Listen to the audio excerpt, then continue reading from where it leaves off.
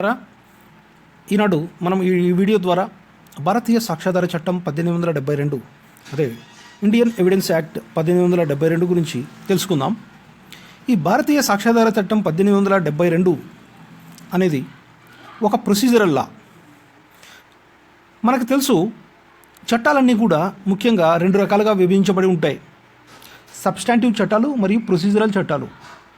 ఈ సబ్స్టాంటివ్ చట్టాలు అంటే వ్యక్తుల యొక్క హక్కులని వాళ్ళ బాధ్యతలని గురించి తెలిపే చట్టాలు. ఉదాహరణకి భారతీయ శిక్షా స్మృతి Indian penal code is a substantive లా.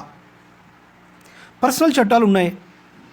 హిందువులకు సంబంధించిన వివాహాలు, వారసత్వం మొదలగు విషయాలకు సంబంధించిన చట్టాలు, మహమ్మదీయులకు సంబంధించిన వివాహాలు, వారసత్వాలకు సంబంధించిన చట్టాలు, అదేవిధంగా పారసీకులకి, క్రిస్టియన్లకి సంబంధించిన పర్సనల్ చట్టాలు. ఇవన్నీ కూడా వాళ్ళకున్న హక్కులు ఏమి, బాధ్యతలు ఏమి అనే విషయాల గురించి చెప్తుంటాయి. ఇప్పుడు భారతీయ శిక్షా స్మృతిలో కూడా నేరం ఎలాంటి రకాలు ఉన్నాయి: murder, culpable homicide, theft, extortion, robbery, dacoity, ఇలాగా అన్ని రకాల నేరాల గురించి చెప్తుంది. ఆ నేరాలకున్న శిక్షణ గురించి చెప్తుంది. ఇది ఒక సబ్స్టాంటివ్ లా భారతీయ శిక్షా స్మృతి అనేది.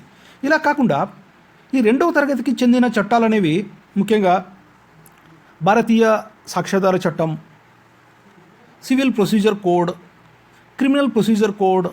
ఇలాంటి చట్టాలు ఏదైనా ఒక హక్కుకి భంగం వాటిల్లినప్పుడు దానికి ఉన్న లీగల్ రెమెడీని ఏ విధంగా పొందాలి అనే ఒక స్టెప్ బై స్టెప్ ప్రొసీజర్ని, కోర్టులో కేసు ఏ విధంగా ఫైల్ చేయాలి, సాక్ష్యాన్ని ఏ విధంగా నిరూపించాలి, సాక్ష్యం నిరూపించాలంటే ఎవరి మీద బాధ్యత ఉంటుంది, ఏ రకంగా నిరూపించాలి, ఏ రకంగా జడ్జిమెంట్ చెప్పాలి, కోర్టు ఏ రకమైన ప్రొసీజర్ని ఫాలో అవుతుంది అనే ఈ విషయాలన్నీ కూడా ఈ ప్రొసీజరల్ లాస్లో ఉంటాయి.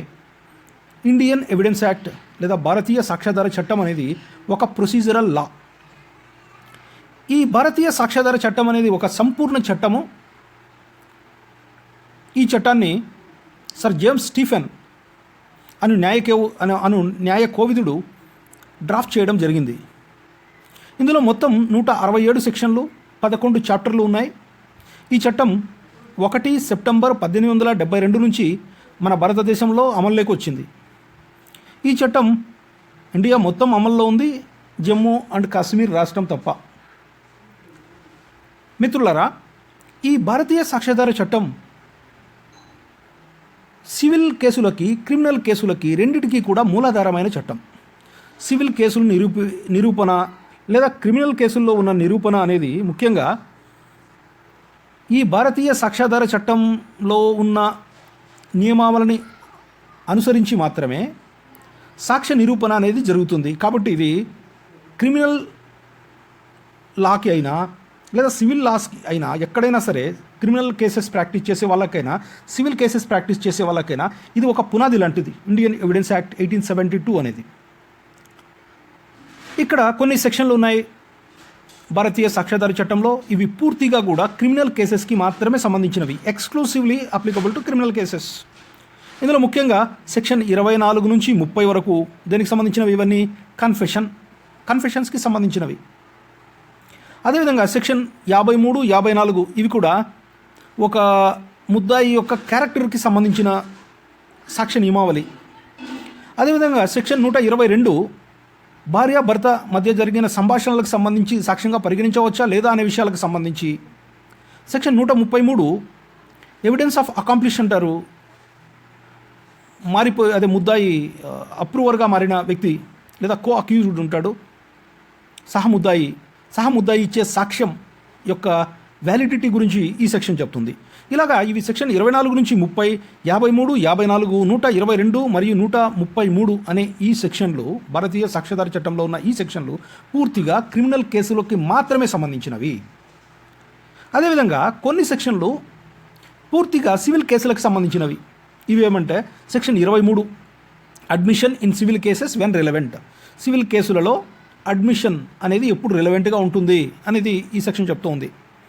అదేవిధంగా సెక్షన్ 52, 55 ఇవి రెండు కూడా సివిల్ కేసులో వేసుకున్న కక్షిదారుల యొక్క క్యారెక్టర్ రిలవెంటా కాదా అనే విషయాన్ని తెలుపుతాయి ఈ సెక్షన్లు. అదేవిధంగా సెక్షన్ 115 నుంచి 115, 117 వరకు, 115 నుంచి 117 వరకు ఉన్న ఈ సెక్షన్లు ఎస్టోపెల్ అనే సాక్ష్య సూత్రానికి సంబంధించినవి. ఇవి కూడా కేవలం సివిల్ కేసులకి మాత్రమే సంబంధించినవి. మిత్రులారా, ఈ భారతీయ సాక్ష్యాధార చట్టం అనేది కొన్ని విషయాలకి మాత్రమే అప్లై అవుతుంది, కొన్ని విషయాలకి అప్లై అవ్వదు. ఇప్పుడు చెప్పుకున్న సెక్షన్లు కొన్ని ఎక్స్క్లూజివ్గా క్రిమినల్ కేసెస్కి, కొన్ని ఎక్స్క్లూజివ్గా సివిల్ కేసెస్కి అప్లై అవుతాయి. మిగిలిన అన్ని సెక్షన్లు క్రిమినల్, సివిల్ కేసెస్కి అన్నిటికీ ఈక్వల్గా అప్లై అవుతాయి. ఒకసారి మనం ఇంట్రడక్టరీ సెక్షన్స్ చూసినట్లయితే భారతీయ సాక్ష్యాధార చట్టంలోనివి, ఈ భారతీయ సాక్ష్యాధార చట్టం అనేది అన్ని రకాల జ్యుడిషియల్ ప్రొసీడింగ్స్కి, ఎక్కడైతే కోర్టులో న్యాయస్థానాల్లో జరుగుతాయో ఆ న్యాయస్థానాల్లో జరిగే అన్ని రకాల జ్యుడిషియల్ ప్రొసీడింగ్స్కి ఇవి అప్లై అవుతాయి. భారతీయ సాక్ష్యాధార చట్టంలోని అన్ని సెక్షన్లు. అదేవిధంగా అన్ని లేబర్ కోర్టులకి, ఇండస్ట్రియల్ ట్రిబ్యునల్స్కి, నేషనల్ ట్రిబ్యునల్, ఎలక్షన్ ట్రిబ్యునల్కి ఇవి అప్లై అవుతాయి. భారతీయ సాక్ష్యాధార చట్టంలోని అన్ని సెక్షన్లు అప్లై అవుతాయి. మరి వేటికి అప్లై అవ్వదు అంటే అఫిడవిట్స్కి సంబంధించి భారతీయ సాక్ష్యాధార చట్టం అప్లై అవ్వదు. ఆర్బిట్రేషన్ ప్రొసీడింగ్స్కి సంబంధించి అప్లై అవ్వదు. కోర్టు మార్షల్, ఆర్మీ యాక్ట్ ప్రకారం ఏర్పాటైన కోర్టు మార్షల్ కోర్ట్స్కి ఇది అప్లై అవ్వదు. డిసిప్లినరీ ప్రొసీడింగ్స్ ఉంటాయి. నేవల్ డిసిప్లినరీ చట్టము, ఇండియన్ నేవీ డిసిప్లినరీ చట్టము, ఎయిర్ ఫోర్స్ చట్టము అని ఈ చట్టాల ద్వారా ఏదైనా జరిగితే వాటి డిసిప్లినరీ ప్రొసీడింగ్స్ జరుగుతాయి. వీటికి కూడా భారతీయ సాక్ష్యాధార చట్టం అమలు అవ్వదు, వీటికి అప్లై అవ్వదు. అదేవిధంగా అడ్మినిస్ట్రేటివ్ ట్రిబ్యునల్స్లో, కమిషన్ ఆఫ్ ఎంక్వైరీస్లో, డిపార్ట్మెంటల్ ఎంక్వైరీస్లో, ఇన్కమ్ ట్యాక్స్ ట్రిబ్యునల్స్లో ఈ భారతీయ సాక్ష్యాధార చట్టంలో ఉన్న సెక్షన్లను యాజ్ ఇట్ ఈస్గా ఇలా ఫాలో అవ్వాల్సిన. మిత్రులారా, ఈ భారతీయ సాక్ష్యాధార చట్టం 1872 ప్రాక్టీస్ చేసే ప్రతి న్యాయవాదికి ఉపయోగపడేటట్లు ఇందులో ఉన్న అన్ని సెక్షన్లని చదివే విధానం, ఎక్కడి నుంచి మొదలుపెట్టి ఎక్కడ చదవాలా అనే దాన్ని దృష్టిలో పెట్టుకొని ఇక్కడ ఒక practical approach, Indian evidence act 1872 a practical approach అనే పేరుతో ఈ చార్ట్ రెడీ చేయడం జరిగింది. ముఖ్యంగా ప్రాక్టీస్ చేసే అడ్వకేట్స్ దృష్టిలో ఉంచుకొని మాత్రమే. ముందు ఇందులో ఈ చార్ట్ ప్రకారం మనం భారతీయ సాక్ష్యాధార చట్టాన్ని నేర్చుకోబోయే ముందు ఎవిడెన్స్ లేదా సాక్ష్యం అనే విషయాన్ని భారతీయ సాక్ష్యాధార చట్టం ఏ విధంగా నిర్వచించిందనే విషయాన్ని మనం చూడాలి. సెక్షన్ 3 భారతీయ సాక్ష్యాధార చట్టం ప్రకారం ఎవిడెన్స్ అనే పదానికి ఈ విధంగా నిర్వచనం ఉంది. Evidence means and includes all statements which the court permits or requires to be made before it by witness in relation to matter of fact under inquiry. Such statements are called oral evidence. All documents including electronic records produced for the inspection of the court, such documents are called documentary evidence. ఇది section 3 ప్రకారం evidence అనే పదానికి ఉన్న నిర్వచనం. ఈ నిర్వచనంలో 2 భాగాలు ఉన్నాయి. మొదటి భాగం ఓరల్ ఎవిడెన్స్ అంటే ఏమో తెలుపుతుంది. రెండవ భాగం డాక్యుమెంటరీ ఎవిడెన్స్ అంటే ఏమో తెలుపుతుంది. ఈ ఎవిడెన్స్ అనే పదం ఇది కంప్లీట్ డెఫినేషన్ కూడా కాదు. దీని ప్రకారం చెప్తే ఇందులో ఓరల్ స్టేట్మెంట్సు, డాక్యుమెంట్సు ఈ రెండిటి ద్వారా ఒక సాక్ష్యాన్ని నిరూపణ చేయవలసి ఉంటుంది అనే విషయం ఉంది. దీని ప్రకారం evidence is a means to arrive at a proof. 2 భాగాలు ఉన్నాయని చెప్పుకుంటున్నాం. All statements, all documents. All statements అంటే అవన్నీ కూడా ఓరల్ ఎవిడెన్స్, ఆల్ డాక్యుమెంట్స్ అంటే అవన్నీ కూడా డాక్యుమెంటరీ ఎవిడెన్స్. ఇక్కడ ఈ డాక్యుమెంట్స్ అనేవి ఇన్యానిమేటెడ్ ప్రూఫ్స్, ప్రాణం లేని సాక్ష్యాలు ఇవన్నీ. అదేవిధంగా ఆల్ ఓరల్ స్టేట్మెంట్స్ అంటున్నాం, ఆల్ స్టేట్మెంట్స్ అంటున్నాం. నోటి సాక్ష్యాలన్నీ కూడా, నోటి ద్వారా చెప్పేవన్నీ కూడా ఒక సాక్షి, ఒక విట్నెస్ వచ్చి చెప్పాలా. కాబట్టి వీటిని యానిమేటెడ్ ప్రూఫ్స్ అంటారు. అంటే ప్రాణం ఉన్న సాక్ష్యాలు ఇవన్నీ కూడా స్టేట్మెంట్స్ అంటే. అదే డాక్యుమెంట్స్ అంటే ఇవి ప్రాణం లేని సాక్ష్యాలు. ఇవి 2 భాగాలుగా ఉన్నాయి. ఎవిడెన్స్ అంటే oral evidence plus documentary evidence అనే విషయం అనేది ఈ సెక్షన్ 3 ప్రకారం మనకు తెలుస్తూ ఉంది. సెక్షన్ 60, సెక్షన్ 64, 91 మరియు 92 ఈ 4 సెక్షన్లు కూడా బెస్ట్ ఎవిడెన్స్ రూల్ అంటే ఏమని చెప్తున్నాయి భారతీయ సాక్ష్యాధార చట్టంలో. ఈ బెస్ట్ ఎవిడెన్స్ రూల్ అంటే ఏమి అనేది ఒకసారి చూసినట్లయితే సెక్షన్ 60 ప్రకారం oral evidence must be direct. Hearsay evidence is no evidence. దీని ప్రకారం సెక్షన్ 60 ప్రకారం నోటి మాట ద్వారా ఇచ్చే సాక్ష్యం అంతా కూడా డైరెక్ట్గా ఉండాలి, అది ప్రత్యక్ష సాక్షి అయ్యే ఉండాలి. దీని ప్రకారం ఈ రూల్, ఈ బెస్ట్ ఎవిడెన్స్ రూల్ ప్రకారం సెక్షన్ 60 ప్రకారం మనకేం అర్థమవుతుందంటే, ఏ సాక్షి అయితే తన కళ్ళ ద్వారా, తన చెవుల ద్వారా, తనకున్న పంచేంద్రియాల ద్వారా ఒక విషయాన్ని తెలుసుకుంటాడో అతను వచ్చి చెప్తేనే అది బెస్ట్ ఎవిడెన్స్ అవుతుంది. ప్రత్యక్ష సాక్షి మాత్రమే వచ్చి చెప్పాలా, పరోక్షంగా చెప్పే సాక్ష్యంకి విలువ ఉండదు అని చెప్తుంది. ఏ అనే వ్యక్తి బి అనే వ్యక్తిని కొట్టడం సి అనే వ్యక్తి కళ్ళారా చూశాడు ప్రత్యక్షంగా. ఇక్కడ సి చెప్పే విషయానికి ఎక్కువ వ్యాలిడిటీ ఉంటుంది. బెస్ట్ ఎవిడెన్స్ రూల్ అదే చెప్తుంది. Oral evidence must be direct. నోటి మాట ద్వారా చెప్పే సాక్ష్యం ఖచ్చితంగా ప్రత్యక్ష సాక్షి చూసి చెప్తేనే దానికి విలువ ఉంటుందని చెప్తుంది. ఇక్కడ ఏ బిని కొట్టేటప్పుడు సి అనే వ్యక్తి చూశాడు, ఈ సి అనే వ్యక్తి డికి చెప్పాడు, డి వచ్చి ఈకి చెప్పేశారు. ఇక్కడ డి వచ్చి చెప్పినా లేదా ఈ వచ్చి చెప్పినా దానికి వ్యాలిడిటీ ఉండదు. దాన్ని హియర్సే ఎవిడెన్స్ అంటాము. Hearsay evidence is no evidence. ఎవరో ఏదో మాట్లాడుతుంటే విన్నాను, నేను చెప్పినానంటే దాని సాక్ష్యానికి బలం లేదు సాక్ష్యాధార చట్టం ప్రకారం, సెక్షన్ 60 ప్రకారం మోస్ట్ ఎస్పెషల్లీ. కాబట్టి oral evidence must be direct. ఇది బెస్ట్ ఎవిడెన్స్ రూల్లో మొదటి సూత్రం. రెండవ సూత్రం ఏమంటే, a document should be proved only with the primary evidence. ఇది సెక్షన్ 64 చెప్తా ఉంది. సెక్షన్ 64 ప్రకారం ఏదైనా ఒక డాక్యుమెంట్ని ప్రూవ్ చేయాలనుకుంటే ఆ డాక్యుమెంట్ ఒరిజినల్ని తీసుకొని వచ్చి ప్రూవ్ చేయాలా. తర్వాత సెక్షన్ 65, 66, 67 లాంటివి మీద చూడండి, ప్రైమరీ ఎవిడెన్స్ లేనప్పుడు ఎప్పుడు సెకండరీ ఎవిడెన్స్ పెట్టాలని ఎక్సెప్షన్స్ ఉంటాయి. కానీ బేసిక్ రూల్ ఏమంటే, ఒక డాక్యుమెంట్ని ప్రూవ్ చేయాలనుకుంటే, ఒక డాక్యుమెంటరీ సాక్ష్యాన్ని ప్రూవ్ చేయాలనుకుంటే ఆ ఒరిజినల్నే తీసుకొని వచ్చి కోర్టులో ప్రవేశపెట్టి ప్రూవ్ చేసుకోవాలి, నిరూపించుకోవాలి, ప్రైమరీ ఎవిడెన్సే ఉండాలి అనేది సెక్షన్ 64 చెప్తా ఉంది. అదేవిధంగా సెక్షన్ 91, 92 ఏమని చెప్తున్నాయంటే, ఎవరైనా ఇరు పార్టీలు ఎవరైనా సరే వాళ్ళకి ఒక కాంట్రాక్ట్లో కానీ ఒక అగ్రిమెంట్లో కానీ రాతపూర్వకంగా మార్చుకున్నట్లయితే ఆ ట్రాన్సాక్షన్ని ఆ రాతపూర్వక పత్రము ద్వారా, ఆ డాక్యుమెంట్ ద్వారా మాత్రమే నిరూపించుకోవాలి. దాన్నే కోర్టులో ప్రొడ్యూస్ చేసేసి మళ్ళీ నోటి మాటకి విలువ ఉండదు. అదేవిధంగా చట్టం ఒక పత్రాన్ని ఖచ్చితంగా రాతపూర్వకంగానే ఉండాలి అని తెలిపినప్పుడు, అలాంటప్పుడు కూడా దాన్ని కేవలం రాతపూర్వకంగా ఆ డాక్యుమెంట్ని ప్రొడ్యూస్ చేసి మాత్రమే సాక్ష్యాన్ని నిరూపించుకోవాల్సి ఉంటుంది. మనం section 9 registration act section 9 transfer of property act ఒకసారి చూసినట్లయితే, సెక్షన్ 17 ఇండియన్ రిజిస్ట్రేషన్ యాక్ట్ ఒకసారి చూసినట్లయితే, సెక్షన్ 10 ఇండియన్ కాంట్రాక్ట్ యాక్ట్ ఒకసారి చూసినట్లయితే, ఈ మూడింటిని కలిపి ఒకసారి చూసినట్లయితే మనకు అర్థమవుతుంది. Section 9 transfer of property act ప్రకారం ఒకసారి మీరు చూడండి, transfer of property maybe in oral. రైటింగ్లో ఉండాల్సిన అవసరం లేదని సెక్షన్ 9 చెప్తా ఉంది. ఎప్పుడు sale of immovable property whose value is less than 100 rupees, mortgage of any immovable property who if the mortgage money is less than 100 rupees, చూడండి అది ఓరల్గా అయినా ఉండొచ్చు, రైటింగ్లో ఉండాల్సిన అవసరం లే. Exchange of any immovable properties whose value is less than 100 rupees అవసరం లేదు. అక్కడ కూడా రైటింగ్లో ఉండాల్సిన అవసరం లేదనే విషయం చెప్తా ఉంది అక్కడ ట్రాన్స్ఫర్ ఆఫ్ ప్రాపర్టీ యాక్ట్ మీరు ఒకసారి చూసినట్లయితే. అదేవిధంగా మనం రిజిస్ట్రేషన్ యాక్ట్లో ఉన్న సెక్షన్ 17 చూస్తే ఏవి కంపల్సరీ రిజిస్టరబుల్ డాక్యుమెంట్స్ అని చూపిస్తారు. ఆ కంపల్సరీ రిజిస్టరబుల్ డాక్యుమెంట్స్ అంటే ఖచ్చితంగా అది రైటింగ్లోనే ఉండి తీరాలా.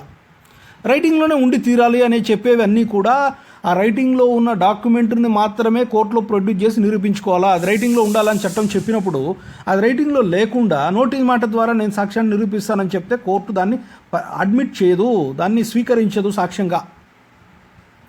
ఇవి సెక్షన్ 60, 64, 91 మరియు 92 గురించి చెప్తున్నాయి. ఇద్దరు వ్యక్తులు మేము ఒక ప్రామిసరీ నోటు రాసుకున్నాం.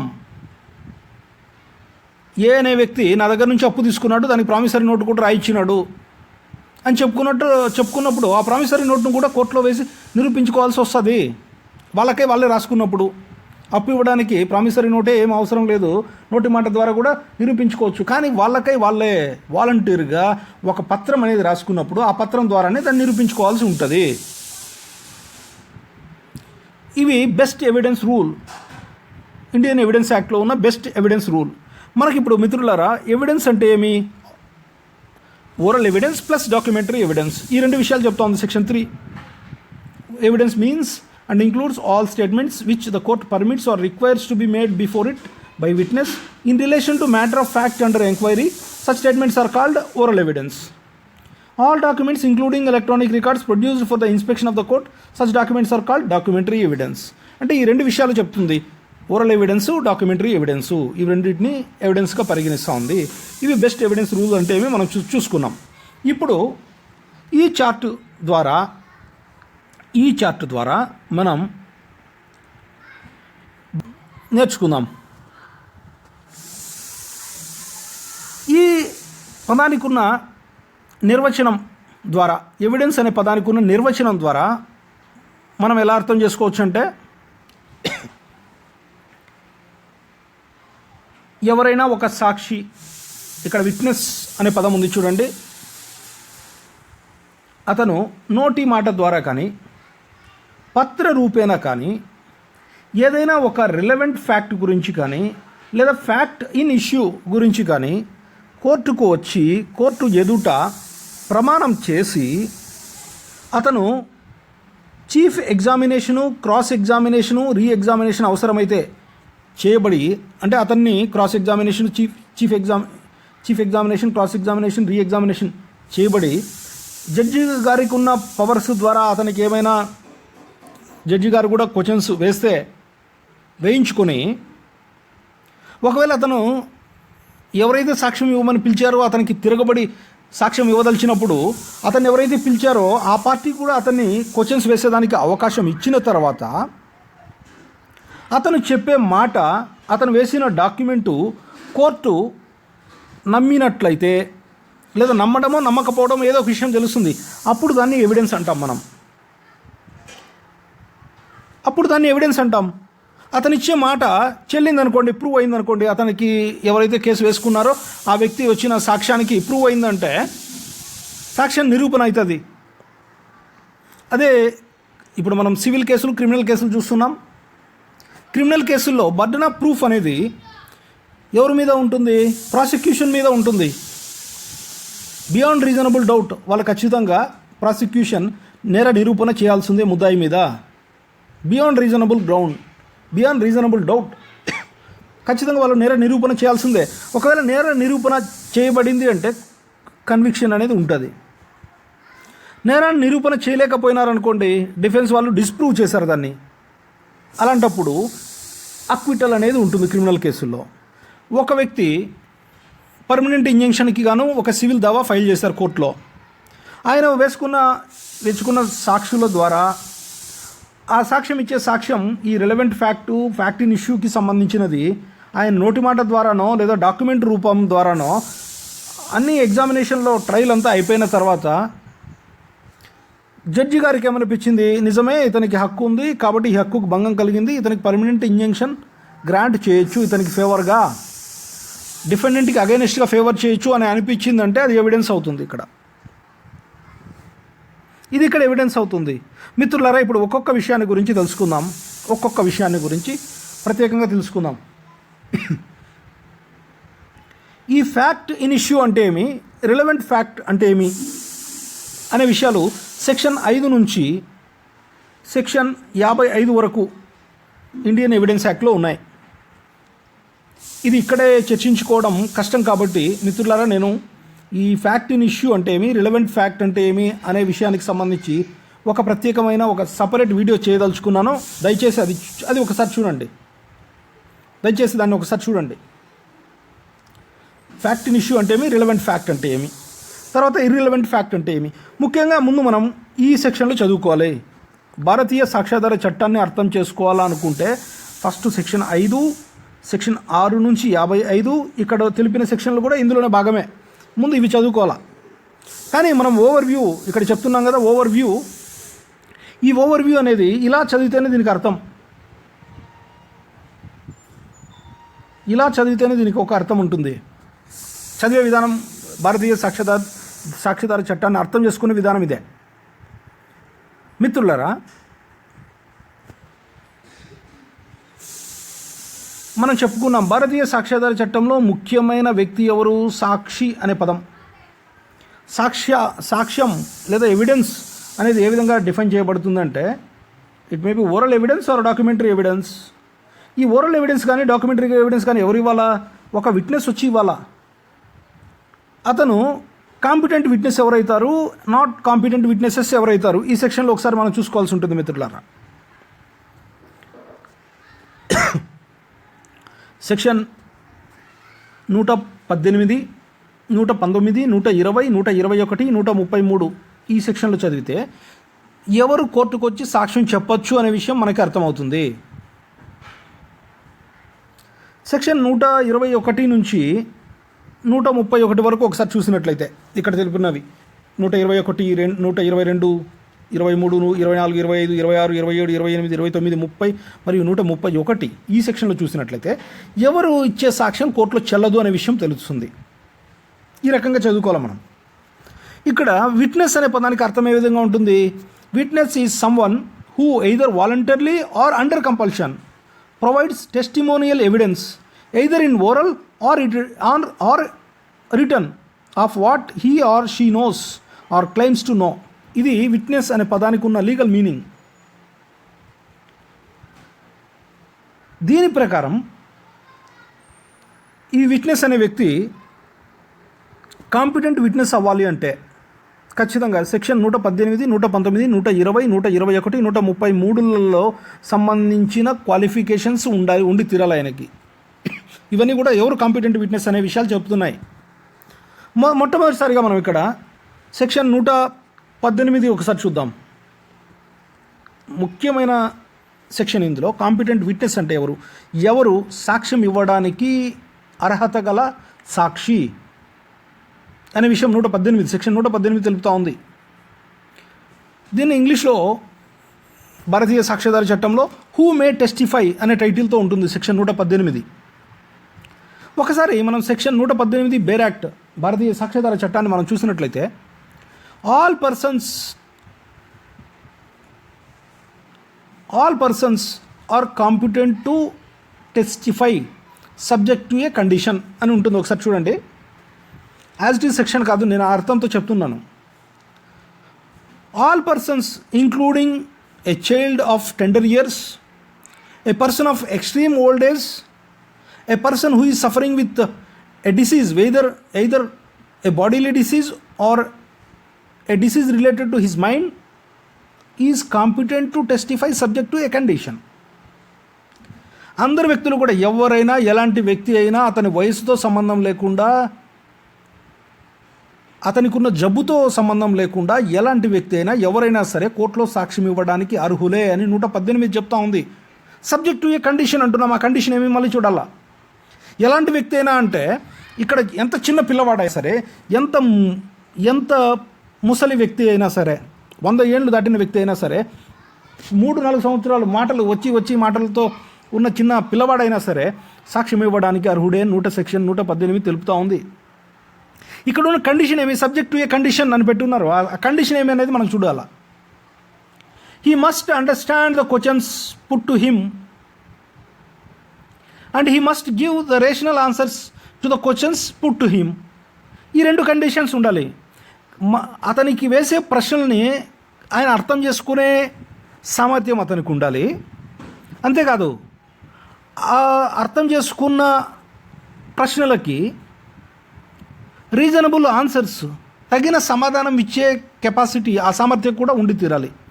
ప్రశ్నని అర్థం చేసుకునే సామర్థ్యం, ఆ ప్రశ్నకి తగిన సమాధానం ఇచ్చే సామర్థ్యం ఉన్న వ్యక్తి ఎవరైనా సరే, అతనికి ఎంత ఏజ్ ఉన్నా, తక్కువ ఉన్నా, ఎక్కువ ఉన్నా, చాలా చిన్న పిల్లవాడైనా, పెద్ద ముసలి వ్యక్తి అయినా, ఏ జబ్బుతో ఉన్నా, మానసిక రోగం ఉన్నా, శారీరక రోగం ఉన్నా, ఏది అతన్ని అనర్హుడిని చేయవు. కాదేది సాక్ష్యం చెప్పడానికి అనర్హం. కాబట్టి సెక్షన్ 118 ఏ వ్యక్తి అయినా సరే అతనికి ఒక ప్రశ్నని అర్థం చేసుకునే సామర్థ్యం, దానికి తగిన సమాధానం ఇవ్వగలిగే సామర్థ్యం ఉన్నాయి అని కోర్టు భావించినప్పుడు అతను తగిన సాక్షిగానే, కాంపిటెంట్ విట్నెస్గానే పరిగణించబడతాడు సెక్షన్ 118 ప్రకారం. మిత్రులారా, సెక్షన్ 119 దేని గురించి చెప్తుందంటే witness unable to communicate verbally అనే విషయాన్ని సెక్షన్ 119 చెప్తా ఉంది. ఇదే పూర్వం అమెండ్మెంట్ కాకపూర్వం దీని టైటిల్ డంబ్ విట్నెస్ అనే పేరు ఉండేది. ఇప్పుడు witness unable to communicate verbally అంటే డంబ్ విట్నెస్ అవసరం లేదు. ఒక మామూలు విట్నెస్ అయినా సరే నోటుతో చెప్పలేని పరిస్థితిలో ఉన్నప్పుడు అతని విట్నెస్ను కూడా పరిగణించాలని చెప్తారు సెక్షన్ 119 ప్రకారం. అతను సైన్స్ సింబల్స్ ద్వారా, అంటే ఏవో కొన్ని చిహ్నాల ద్వారా, కొన్ని గుర్తుల ద్వారా అతను చెప్పే వాటిని కూడా రాసుకొని దాన్ని కూడా ఓరల్ ఎవిడెన్స్గానే పరిగణించాలా అని చెప్తా ఉంది సెక్షన్ 119. మాట్లాడలేని పరిస్థితిలో ఉన్నప్పుడు ఇలాంటప్పుడు ఇంటర్ప్రిటర్స్ అవసరం ఉంటుంది. ఒక ఇంటర్ప్రిటర్ అతను వేసే సైన్స్ సింబల్స్ ద్వారా, అతను సాక్షి చెప్పే కొన్ని చిహ్నాల ద్వారా, గుర్తుల ద్వారా అతను ఏం చెప్తున్నాడో ఒక ఇంటర్ప్రిటర్ వచ్చి చెప్తారు, అదంతా రాసుకుంటారు కోర్టులో. దాన్ని కూడా ఆ డంబ్ విట్నెస్ లేదా person unable to communicate verbally అనే ఆ పర్సన్ ఎవరైతే మాట్లాడలేని స్థితిలో ఉన్నాడో ఆ వ్యక్తి కానీ లేదా మూగ వ్యక్తి కానీ ఇచ్చే ఆ సంజ్ఞలు, ఆ గుర్తుల్ని కూడా ఓరల్ ఎవిడెన్స్గానే పరిగణించడం జరుగుతుంది సెక్షన్ 119 ప్రకారం.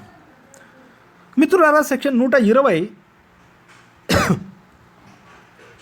దేని గురించి చెప్తుందంటే parties to the civil suit and their wives and husbands section 120 చెప్తోంది.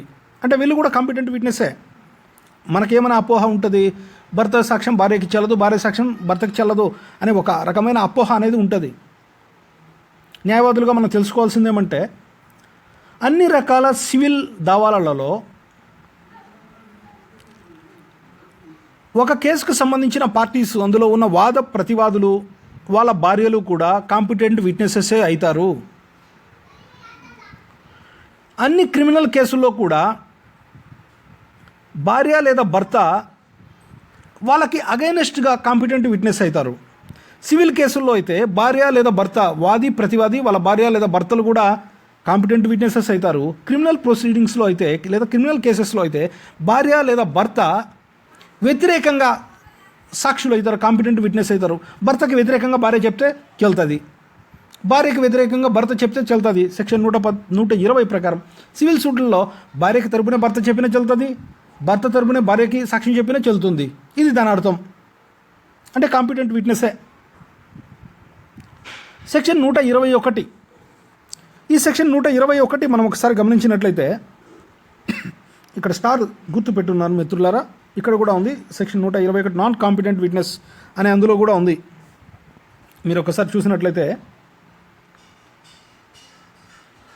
నాట్ కాంపిటెంట్ విట్నెస్లో కూడా ఇక్కడ 121 అనేది ఉంది, ఇక్కడ ఉంది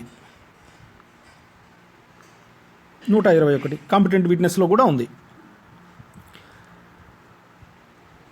121 సెక్షన్ ఏం చెప్తుందంటే privilege of judges and magistrates, అంటే జడ్జిలు మ్యాజిస్ట్రేట్లు సాక్ష్యం చెప్పడానికి అర్హులు కాదు అని చెప్తా ఉంది. నాట్ కాంపిటెంట్లో ఉంది 121.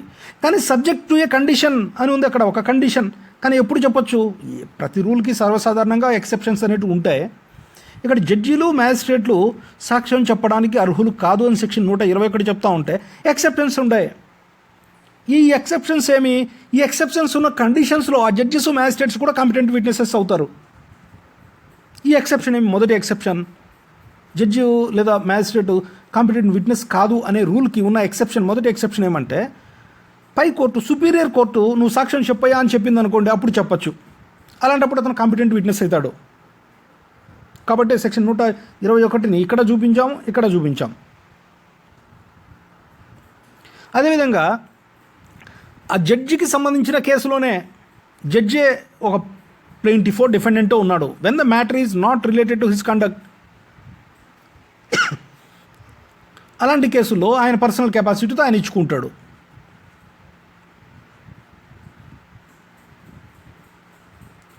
ఇవి సెక్షన్ 121కి సంబంధించి కాంపిటెంట్ విట్నెస్ దానికి సంబంధించింది. సెక్షన్ 133 దేని గురించి చెప్తా ఉందంటే an accomplice shall be competent witness against co-accused. ఒక సహముద్దాయి అప్రూవర్గా మారిపోయినాడు, పోలీసు వాళ్ళ దగ్గరికి వచ్చి లేదా కోర్టుకు వచ్చి సాక్ష్యం చెప్తానన్నాడు. నేను ఇంకొక ముద్దాయి కలిపి ఈ నేరం చేశామని చెప్పడమో ఏదో ఒక విషయాన్ని గురించి. ఇలాంటప్పుడు సహముద్దాయి మరొక సహముద్దాయికి సంబంధించి ఇచ్చే సాక్ష్యం అనేది చెల్లుతుంది. ఇతను కాంపిటెంట్ విట్నెసే అని సెక్షన్ 133 చెప్తా ఉంది.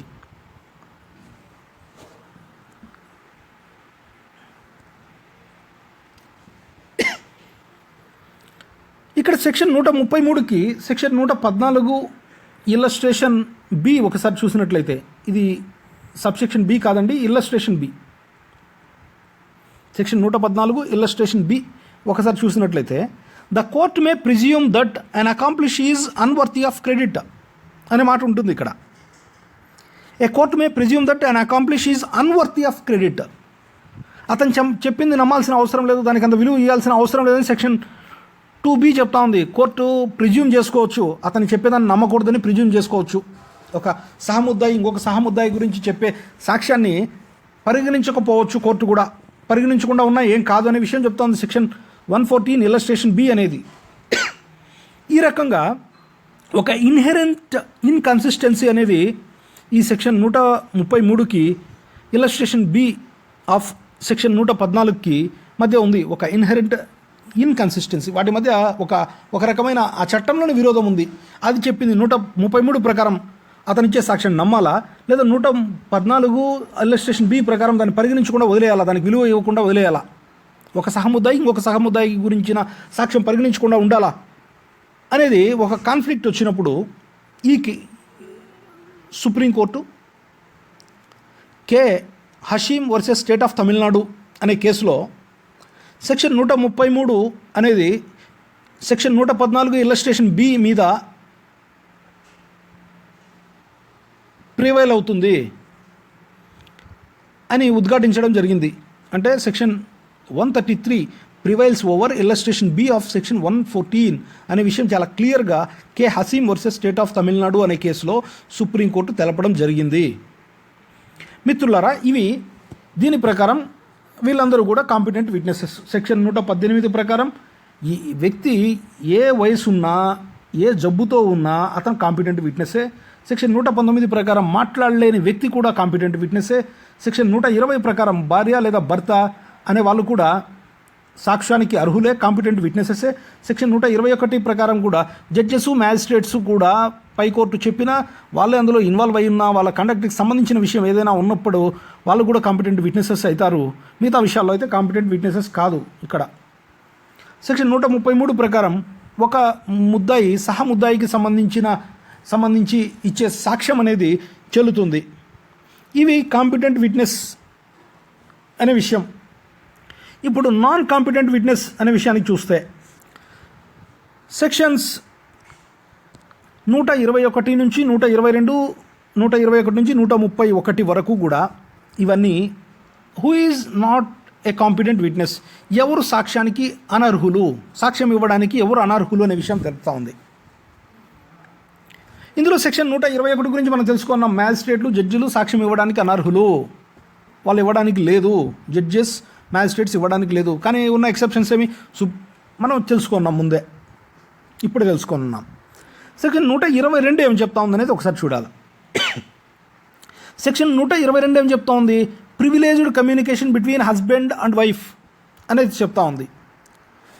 ఏదైనా సరే భార్య భర్త మధ్య జరిగిన ఒక రహస్య సంభాషణని ఆ వైవాహిక వ్యవస్థని కాపాడడం కోసం ఇంకొకరు వచ్చి రివీల్ చేసినట్లయితే దాన్ని సాక్ష్యంగా పరిగణించకూడదు అనే విషయం చెప్తా ఉంది సెక్షన్ 122. ఉదాహరణకి భర్త భార్యతో ఏమని చెప్పారు, నేను ఈరోజు రాత్రి ఒక 100 తులాల బంగారాన్ని పలానా బంగార అంగడిలో దొంగిలించేసినాను, అది మనం బీరువాలో దాచిపెట్టేస్తున్నాను అని భార్యకి చెప్పేసినాడు. ఇక్కడ ఈ భార్య మా భర్తే దొంగతనం చేసినాడంటే ఆయనే నాకు చెప్పినాడు అంటే ఆ సాక్ష్యం చెల్లదు. అట్లా చెప్పడానికి లేదు, దాన్ని పరిగణించడానికి స్వీకరించడానికి లేదు. భార్య భర్తకు వచ్చి చెప్పేసింది, నేను పలానా వ్యక్తిని నేను చంపేసినాను అని చెప్పింది. ఇక్కడ భర్త నా భార్య చెప్పింది నాకు ఆమె చంపిందంట అని చెప్తే ఆ సాక్ష్యం చెల్లనేరదు. మిత్రులారా, మీరు ఒక్క విషయం చూడాలి. సెక్షన్ 120కి 122కి ఉన్న తేడా. సెక్షన్ 120 ప్రకారం క్రిమినల్ కేసుల్లో అగైనెస్ట్గా సాక్ష్యం చెప్పొచ్చు అంటున్నాం. ఆమె ప్రత్యక్ష సాక్షి అయినట్లయితే, ఇప్పుడు భర్త దొంగతనం చేసేది భార్య ప్రత్యక్షంగా చూసింది, అలాంటప్పుడు సాక్ష్యం చెప్పొచ్చు.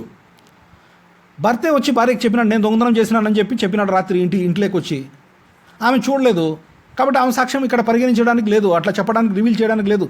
ఇక్కడ మనం చూడాల్సిన విషయం ఏమంటే రిలవెంట్ ఫ్యాక్ట్ అనే కాన్సెప్ట్లో నేను చెప్తాను. లాజికల్ రిలవెన్సీ అనేది అవసరం లేదు. ఎప్పుడైనా భార్యకి భర్త నిజమే చెప్పింటాడో అది కరెక్టే ఉండొచ్చు అనేది లాజికల్ రిలవెన్సీ మనకు అక్కర్లా. లీగల్ రిలవెన్సీ మాత్రమే చూడాలా. ఇండియన్ ఎవిడెన్స్ యాక్ట్ దాన్ని నమ్ముతుంది, లీగల్ రిలవెన్సీని, లాజికల్ రిలవెన్సీ కాదు. పోలీసులకి ముద్దాయి చెప్తాడు నేనే నేరం చేసినానని చెప్తాడు, లాజికల్లీ రిలవెంట్ అది. కానీ లాజికల్ రిలవెంట్ అవసరం లేదు, లీగల్లీ రిలవెంటే కావాలా. ఇండియన్ ఎవిడెన్స్ యాక్ట్ ఏం చెప్తుంది? Confessions given to police officer is not అడ్మిషబుల్ in evidence, it is not relevant, it is irrelevant అని చెప్తా ఉంది. పోలీసులకి ముద్దాయి చెప్తా ఉన్నాడు నేనే నేరం చేసినానని ఆయన చెప్పింటాడు, కన్ఫెషన్ ఇచ్చింటాడు, అది ఇర్రిలవెంట్, కోర్టు దాన్ని పరిగణించదు సాక్ష్యంగా. ఇక్కడ మనం చూడాల్సింది లాజికల్ రిలవెన్సీ కాదు, ఓన్లీ లీగల్ రిలవెన్సీనే. ఇది సెక్షన్ 122 ప్రకారం. సెక్షన్ 123 దేనికి సంబంధించినది అంటే evidence as to affairs of state. Section 124 official communications. Section 125 information as to commission of offence. ఇక్కడ సెక్షన్ 123 కానీ 124 కానీ ఇవన్నీ కూడా ఒక దేశం లేదా ఒక రాష్ట్రం వాటికి సంబంధించిన అఫైర్స్ ఇక్కడ ఎవిడెన్స్గా పరిగణించబడదు. ఒక వ్యక్తి ఆయన హోదాలో ఏవో చేసిన పనులని ఆయన ఉన్న అఫీషియల్ కమ్యూనికేషన్స్ని కూడా ఇక్కడ చెప్పడానికి లేదు. 123 అఫైర్స్ ఆఫ్ స్టేట్ గురించి చెప్తా ఉంది, 124 అఫీషియల్ కమ్యూనికేషన్స్ గురించి చెప్తా ఉంది. ఈ అఫీషియల్ కమ్యూనికేషన్స్ మీద ఇవి సాక్ష్యం ఇవ్వడానికి లేదు అని చెప్తా ఉంది సెక్షన్ 123. ఇవి 124 affairs of state, official communication. 125 ఏం చెప్తా ఉంది section? Information as to communication of an offence. Police వాళ్ళకి పలానా చోట నేరం జరిగిందని తెలిసింది, నీకు ఎట్లా తెలిసింది అని ఇక్కడ క్రాస్ ఎగ్జామినేషన్లో అడగడానికి లేదు, దాని మీద పాయింట్ రావడానికి లేదు, కోర్టు కూడా ప్రశ్నించడానికి లేదు, నీకు ఎట్లా వచ్చింది ఇన్ఫర్మేషన్ అని అట్లా అడగడానికి లేదు. సెక్షన్ 126 నుంచి 128 వరకు దేని గురించి చెప్తున్నాయి? ప్రొఫెషనల్ కమ్యూనికేషన్స్ గురించి చెప్తున్నాయి.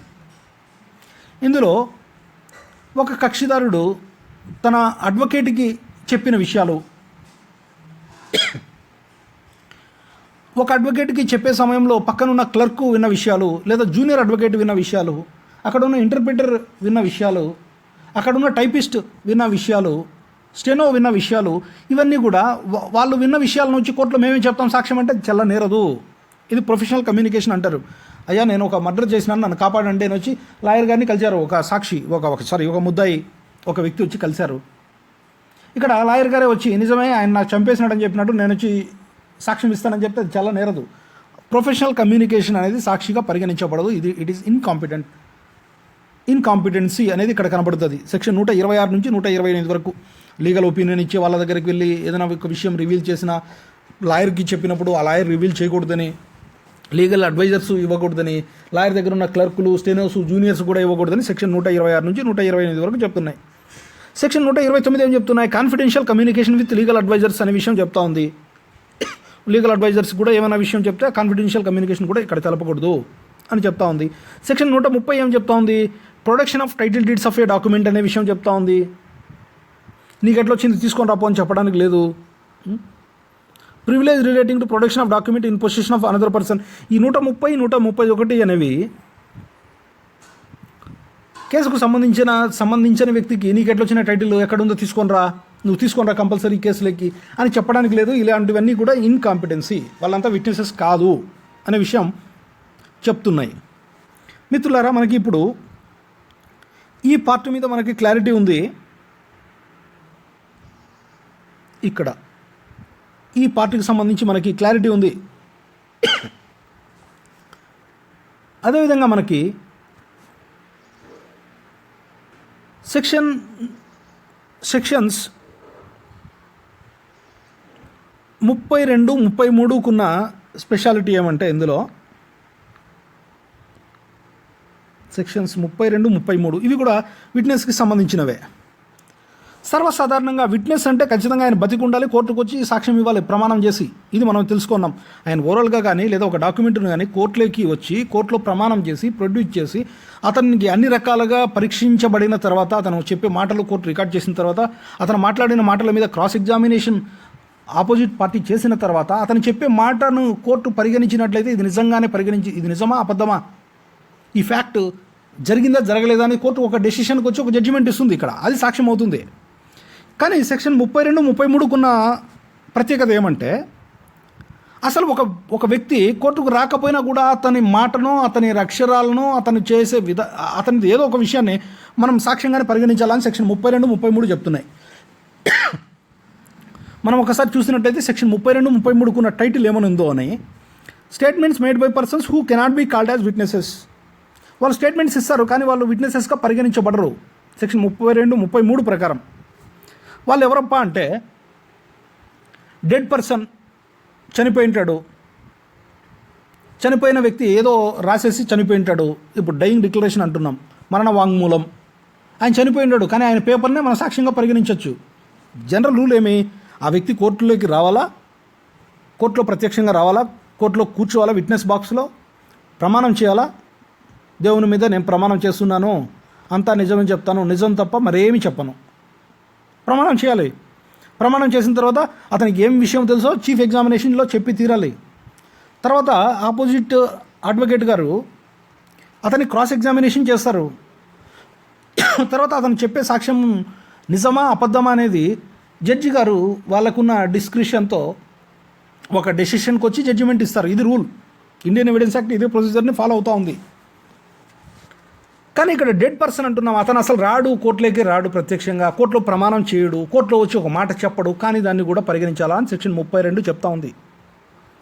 అదేవిధంగా person who cannot be found అనే విషయం కూడా, ఎవరైతే కనపడలేదో, వాడిని ఆచూకీ తెలియలేదో, అతనికి ఏదైనా ఉంటే ఒక రికార్డు, అతని అకౌంట్ బుక్, అతను చెప్పిన మాటలు ఎక్కడైనా ఉంటే అవి, who has become incapable of giving evidence, whose attendance cannot be procured without an amount of delay or expense అని ఈ రకాలన్నీ కూడా సెక్షన్ 32 ఒకసారి చూసినట్లయితే మనకు తెలుస్తుంది.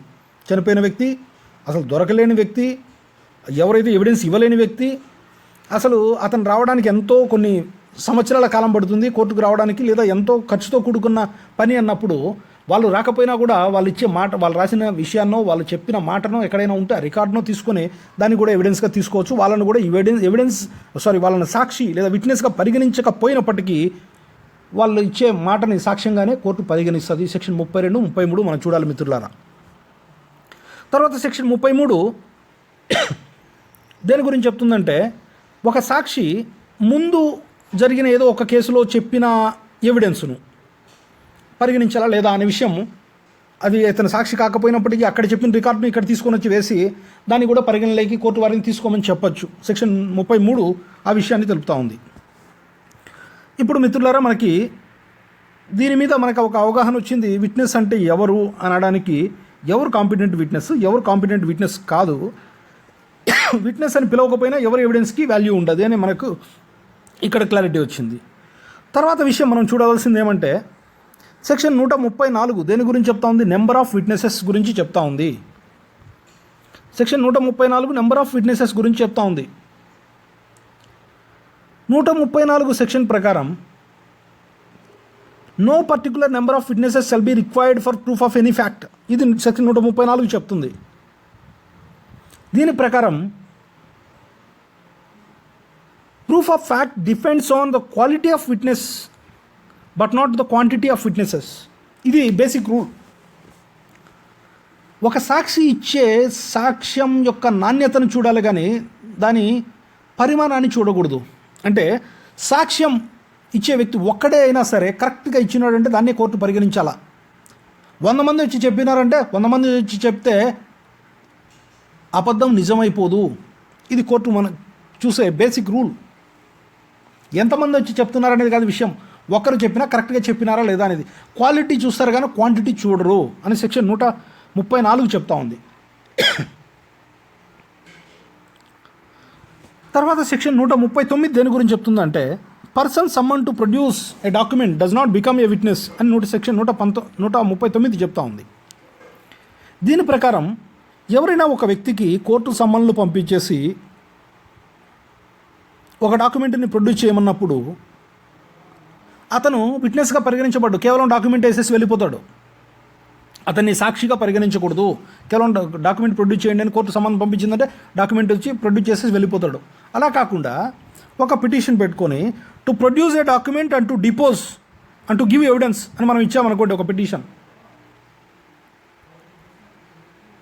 ప్రేయర్ పార్ట్లో పిటిషన్లో it is there for prayer that the honourable court may be pleased to summon mister XYZ for the purpose of producing a document and to give evidence on it అనే prayer ఉన్నదనుకోండి మన ప్రేయర్లో, మన పిటిషన్లో.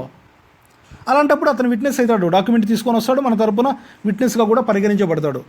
ఇలా కాకుండా to produce a document అని మాత్రమే ప్రేయర్లో ఉందనుకోండి, అతను విట్నెస్గా పరిగణించకూడదు, అతను విట్నెస్ కాదు అని సెక్షన్ 139 చెప్తా ఉంది.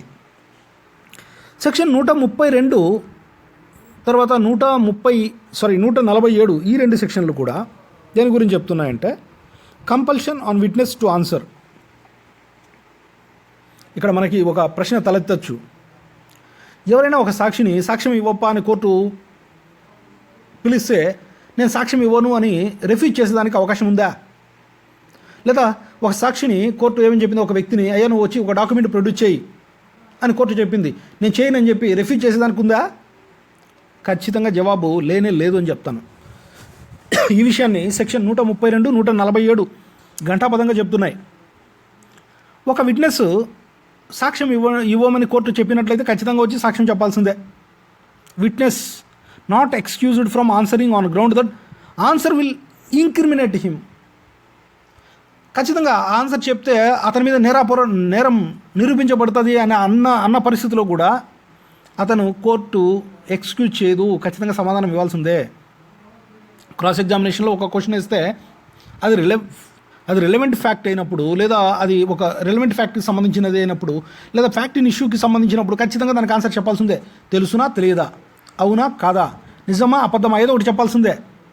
సాక్షి అయ్యా కోర్టు చెప్పు అని చెప్పింది, జడ్జి గారు చెప్పారు, చెప్పి తీరాల్సిందే.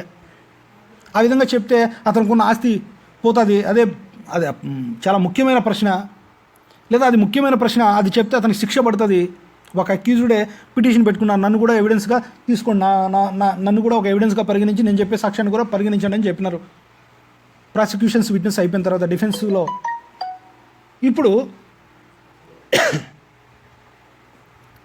ఇప్పుడు ఖచ్చితంగా అతను ఆన్సర్ చెప్పి తీరాల్సిందే. సెక్షన్ 147 కూడా అది చెప్తా ఉంది, when witness to be compelled to answer అని. If any such question related to a matter relevant to the suit or proceeding the provision of section 132 shall apply thereto అని చెప్తా ఉంది సెక్షన్ 147. ఏదైనా ఒక క్వశ్చన్ అది ఒక civil దావాలో అయితే ఆ దావాకు సంబంధించినదే అయినప్పుడు, అది క్రిమినల్ ప్రొసీడింగ్ అయితే క్రిమినల్ కేసు అయితే ఆ క్రిమినల్ ప్రొసీడింగ్స్కే సంబంధించినది అయినప్పుడు ఖచ్చితంగా ఆ వ్యక్తి ఒక ప్రశ్న వేసినప్పుడు దానికి సమాధానం చెప్పి తీరాల్సిందే సెక్షన్ 132, 147 ప్రకారం. తర్వాత మిత్రులారా, మనం చూసింది ఏమంటే ఎవరైనా ఒక విట్నెస్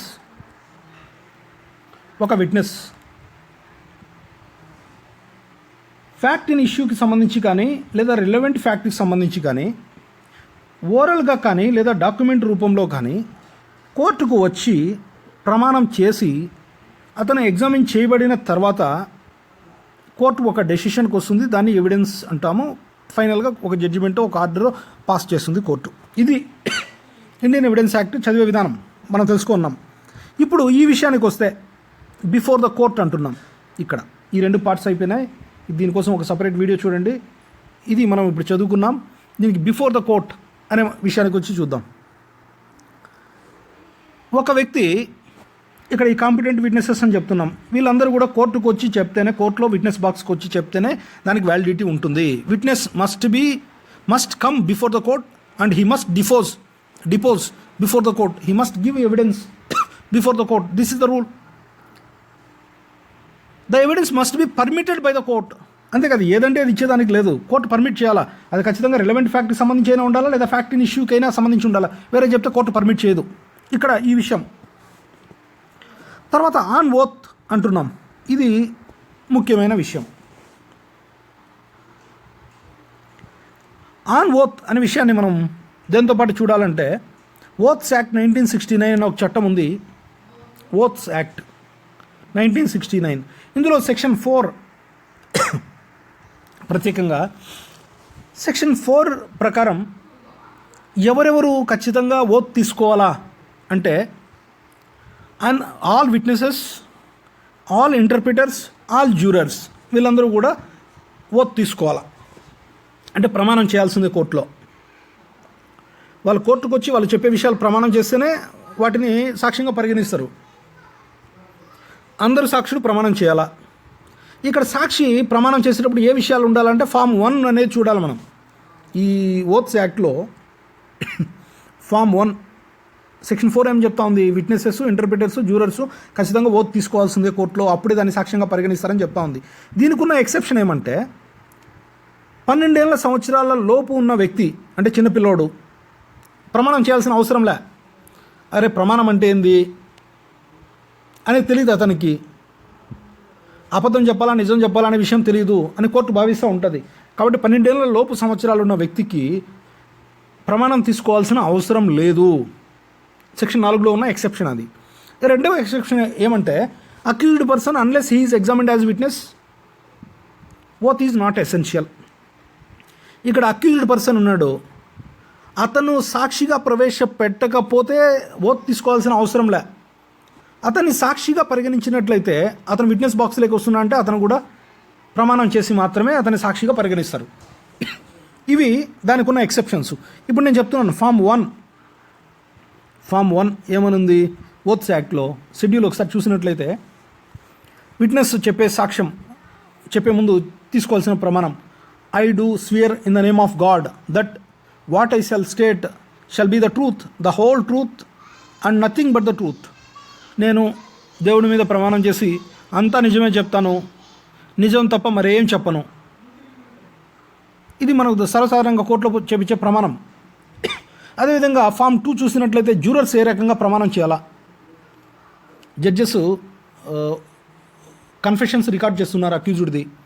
అలాంటప్పుడు వాళ్ళు కూడా మేము ప్రమాణం ఏమేమి చేసి ఉండాలో ఫామ్ నెంబర్ 2 చూడండి, ఏమైనా ప్రమాణం చేసి వాళ్ళ దగ్గర కన్ఫెషన్ రికార్డ్ చేయాలో. ఫామ్ 3 ఒకసారి చూస్తే ఇంటర్ప్రిటర్స్ చెప్తూ ఉంటారు కదా, అతను చెప్పే సంజ్ఞలు, అతను చెప్పే గుర్తులు అన్నీ కూడా కరెక్టే, నాకు తెలిసిన విషయాలే నేను ఇక్కడ చేస్తున్నాను అనేది ఫామ్ నెంబర్ 3 చూసినట్లయితే మీకు తెలుస్తుంది. ఓత్స్ యాక్ట్ 1969 షెడ్యూల్లోకి వెళ్ళి ఫామ్ 1 చూస్తే విట్నెస్ ఏ రకంగా ప్రమాణం చేసేటప్పుడు ఏ ఫామ్ ప్రకారం ఓత్ తీసుకోవాలా, అంటే ఏమని పలకాలా, జ్యూరర్ ఏమని పలకాలా, ఇంటర్ప్రిటర్ ఏమని పలకాలా అనేవి ఫామ్ 1, 2, 3 అనేవి ఒకసారి చూసినట్లయితే మీకు అర్థమవుతుంది. మిత్రులారా, మనకి ఇప్పటివరకు మనకేం తెలిసింది, విట్నెస్ అంటే ఏమి ఇక్కడంతా అయిపోయింది. ఫ్యాక్ట్ ఇష్యూ, రిలవెంట్ ఫ్యాక్ట్ గురించి ఒక విట్నెస్ కోర్టుకు వచ్చి కోర్టు పర్మిట్ చేసి ప్రమాణం తీసుకొని ఓరల్గా కానీ లేదా డాక్యుమెంట్ రూపంలో కానీ అతను పరీక్షించబడిన తర్వాత ఆ ఫ్యాక్ట్ ప్రూవ్ అవ్వడమో డిస్ప్రూవ్ అవ్వడమో జరుగుతుంది. దీన్ని బట్టి జడ్జి గారు ఒక జడ్జిమెంట్ ఇస్తారు, దాన్ని ఎవిడెన్స్ అంటాం. దాని ఎవిడెన్స్ని పరిగణించుకొని జడ్జిమెంట్ ఇచ్చినారని మనం అంటాం. ఇప్పుడు నెక్స్ట్ చూడాల్సిన విషయం ఏమంటే, ఇక్కడ ఓరల్ డాక్యుమెంటరీ అంటున్నాం. సెక్షన్ 59, సెక్షన్ 60, సెక్షన్ 59, సెక్షన్ 60 ఒకసారి చూడండి. ఈ సెక్షన్ 59, సెక్షన్ 60 అనేవి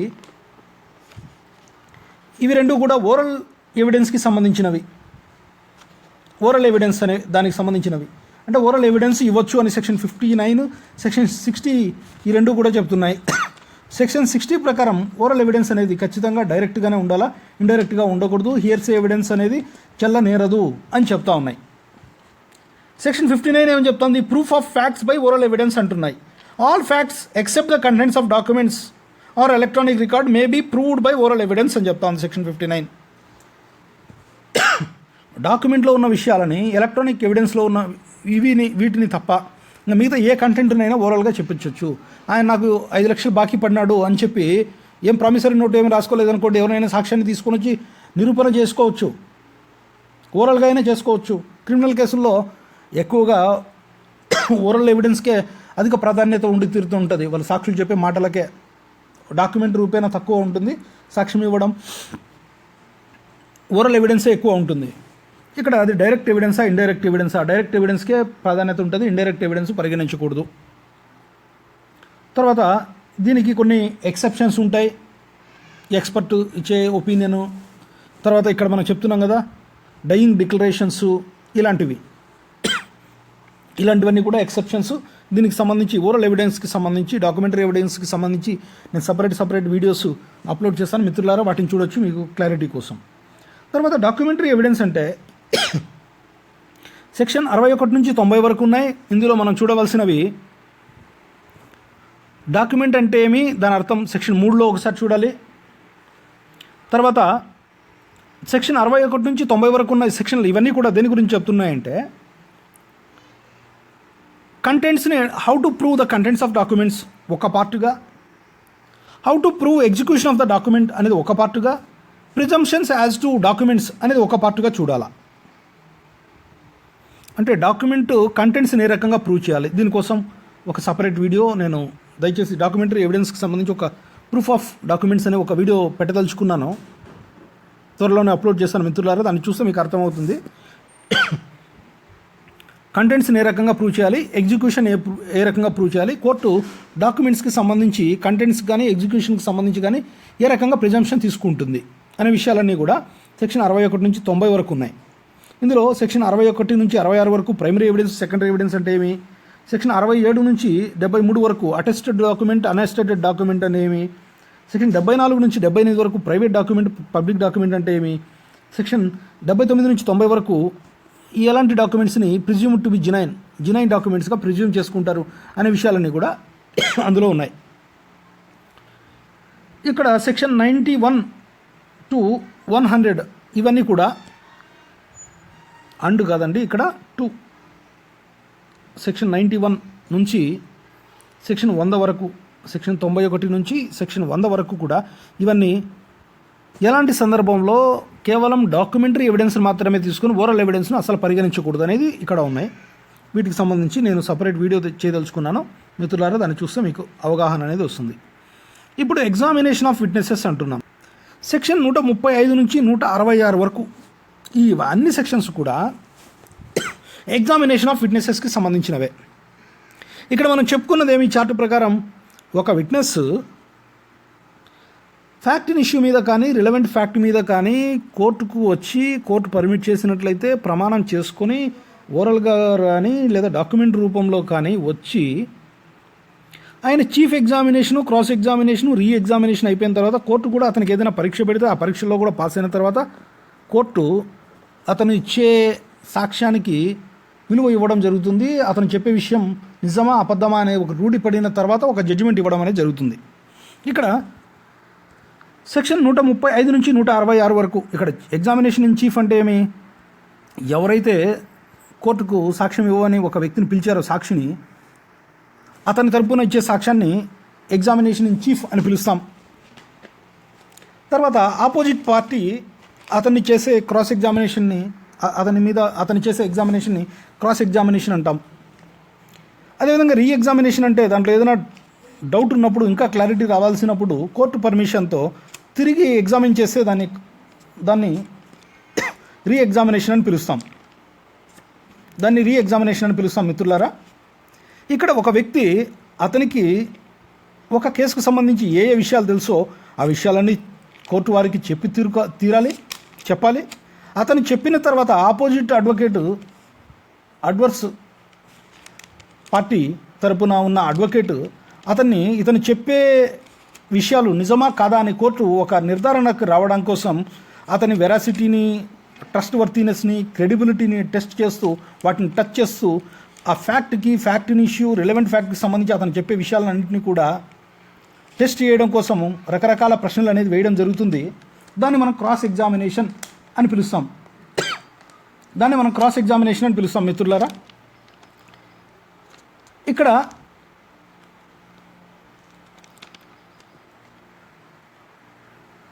సెక్షన్ 135, 136, 135 నుంచి 166 వరకు ఉన్నవన్నీ కూడా ఎగ్జామినేషన్ ఆఫ్ విట్నెసెస్కి సంబంధించి వాటికి సంబంధించిన రూల్స్ ఏమున్నాయి, ఎలా ఉంటాయి అనే విషయాలన్నీ కూడా ఉంటాయి. ఇవన్నీ కూడా ఇందులోనే ఉంటాయి. చీఫ్ ఎగ్జామినేషన్లో క్రాస్ ఎగ్జామినేషన్, రీ ఎగ్జామినేషన్స్ ఇవన్నీ కూడా దానికి సంబంధించినవే. అదేవిధంగా సెక్షన్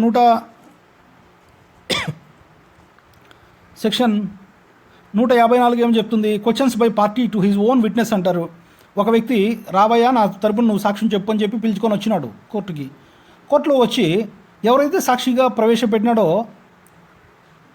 అతనికి వ్యతిరేకంగా ఈ సాక్ష్యం చెప్తున్నప్పుడు ఇతనికి నష్టం జరుగుతుంది. కాబట్టి ఇతనే ఒక సాక్షిని పిలిచినప్పటికీ ఇతని తరపున సాక్ష్యం చెప్పమని ఇతనికి నష్టం వాటిల్లుతుంది. ఇతనికి రివర్స్గా చెప్తున్నాడు సాక్ష్యం అనుకున్నప్పుడు అతనికి కూడా క్వశ్చన్స్ వేయచ్చు. దీన్ని కాన్సెప్ట్ని హోస్టైల్ విట్నెస్ అంటాం, అలాంటి సాక్షిని. ఇది సెక్షన్ 154 దీని గురించి చెప్తా ఉంది. తర్వాత సెక్షన్ ఇందులోనే లీడింగ్ క్వశ్చన్స్ అనే కాన్సెప్ట్ కూడా 141 ఒకసారి మనం చదువుకోవాలి. లీడింగ్ క్వశ్చన్స్ అంటే ఏమి అని అంటే ప్రశ్నలోనే ఆన్సర్ ఉంటుందన్నమాట. నీకు ఎల్లయ్య తెలుసా అంటే తెలుసా తెలీదా అక్కడే ఉంటుంది దాంట్లోనే ఆన్సర్. ఎల్లయ్య ఎవరు అంటే అది లీడింగ్ క్వశ్చన్ కాదండి. ఎల్లయ్య నీకు తెలుసునా అంటే నాకు ఎల్లయ్య తెలుసు, నాకు ఎల్లయ్య నాకు తెలియదు. ఇలాంటివి లీడింగ్ క్వశ్చన్స్ అంటే the question it self contains the answer. Leading questions అంటే ఏమి 141 ఉంటుంది. ఎప్పుడు లీడింగ్ క్వశ్చన్స్ అడగచ్చు అనేది 143, ఎప్పుడు అడగకూడదు అనేది 142 ఉంటాయి. ఆ తర్వాత ఎప్పుడు ఖచ్చితంగా ఆన్సర్ చెప్పాలనేది 147 మనం ఆల్రెడీ చదువుకున్నాం. తర్వాత కోర్టుకు కూడా కొన్ని పవర్స్ ఉంటాయి. జడ్జి గారికి కూడా 165 సెక్షన్ 165 ప్రకారం ఆయన ఏదైనా సరే క్వశ్చన్స్ వేయచ్చు. కేవలం ఆయన ఒక విగ్రహం కాదు, కోర్టులో ఉన్న విగ్రహం కాదు జడ్జి గారు అంటే. ఆయనకు కూడా అన్ని రకాల పవర్స్ ఉంటాయి. ఆయన ఒక విగ్రహం కాదు, చెప్పింది రాసుకునే ఒక యంత్రం కాదు జడ్జి అంటే. ఆయన విచక్షణతో ఆయన నిజం రాబట్టడం కోసం ఆయనకు కూడా ప్రశ్నించే హక్కు ఉంటుంది. అది సెక్షన్ 165 చెప్తా ఉంది. అంతేకాదు ఏదైనా ఒక మెటీరియల్ని కానీ ఒక డాక్యుమెంట్ కానీ కోర్టులో ప్రొడ్యూస్ చేయమని చెప్పే హక్కు కూడా ఉంది. అది 165 చెప్తా ఉంది. సెక్షన్ 166 ప్రకారం ఒక వ్యక్తిని విట్నెస్గా పరిగణించవచ్చా లేదా అడ్మిట్ చేయొచ్చా, ఒక విట్నెస్ని విట్నెస్గా సాక్షిగా పరిగణించవచ్చా పరిగణించకూడదా అనే విచక్షణ ఉపయోగించుకునే పవర్ అనేది జడ్జి గారికి సెక్షన్ 136 ప్రకారం ఉంది. అదేవిధంగా జడ్జెస్కి ఉన్న ఇంకా పవర్స్ ఏమున్నాయంటే సెక్షన్ 151 ప్రకారం ఇండీసెంట్ స్కాండలస్ క్వశ్చన్స్ని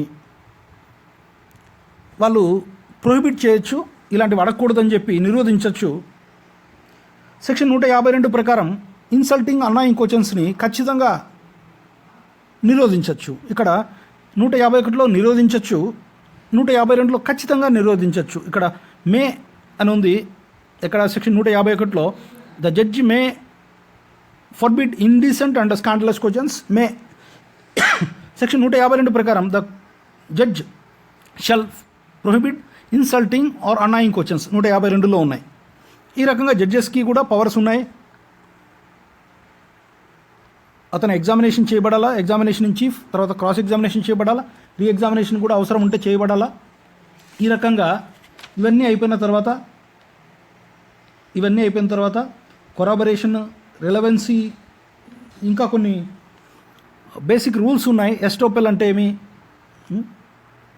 ఎప్పుడు ఒక వ్యక్తి ఇచ్చే మాటని సాక్ష్యంగా పరిగణించకూడదు. సెక్షన్ 115 నుంచి 117 వరకు ఎస్టోపెల్ అనే కాన్సెప్ట్ను మనం చూడాలి. అదేవిధంగా బర్డన్ ఆఫ్ ప్రూఫ్ అనే కాన్సెప్ట్ కూడా సెక్షన్ 101 నుంచి 144 వరకు ఉన్నాయి.